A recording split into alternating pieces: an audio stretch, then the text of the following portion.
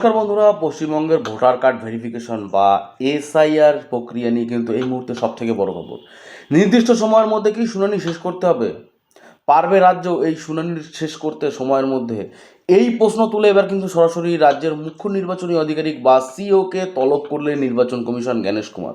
তো আজকের এই ভিডিওতে আমরা জানবো দিল্লির সদর দপ্তর থেকে ঠিক কী কী নিয়ে আলোচনা হলো এবং আপনাদের ভোটার কার্ডের ভবিষ্যতের জন্য কি কি বার্তা দিল নির্বাচন কমিশন।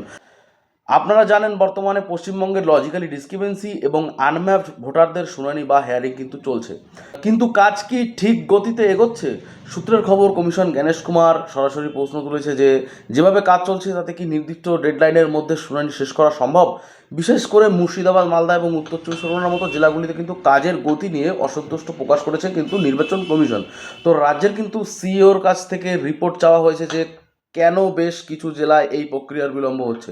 কমিশন জানিয়েছে যে সাধারণ ভোটারদের হয়রানি করা চলবে না, শুনানি প্রক্রিয়া স্বচ্ছতা আনতে হবে এবং দ্রুত ডেটা আপলোড করতে হবে। যদি কোনো ত্রুটি থাকে তবে কেন তা সময় সংশোধন করা হচ্ছে না তা নিয়ে কিন্তু কড়া বার্তা দিয়েছে নির্বাচন কমিশন। নির্বাচন কমিশনের এই কড়াকড়ির ফলে আগামী কয়েকদিন প্রশাসনিক তৎপরতা কিন্তু তুঙ্গে থাকবে।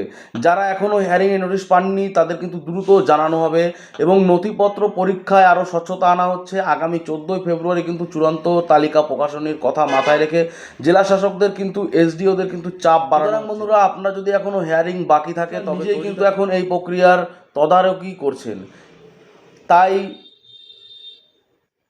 অনিয়মের সম্ভাবনা কিন্তু খুবই কম। আপনার এলাকায় ভোটার হেয়ারিং কেমন চলছে, কোনো সমস্যা হচ্ছে কি না তা আমাদের কিন্তু কমেন্ট বক্সে অবশ্যই আপনারা জানান। এবং ভিডিওটি যদি আপনাদের ভালো লেগে থাকে তাহলে অবশ্যই আমার চ্যানেলটিকে সাবস্ক্রাইব করে বেল আইকনটি প্রেস করে রাখুন এরকম ধরনের লেটেস্ট আপডেট পাওয়ার জন্য। তো বন্ধুরা, সবাই সুস্থ থাকবেন, ভালো থাকবেন, আবার দেখা হবে পরবর্তী কোনো ভিডিও নিয়ে।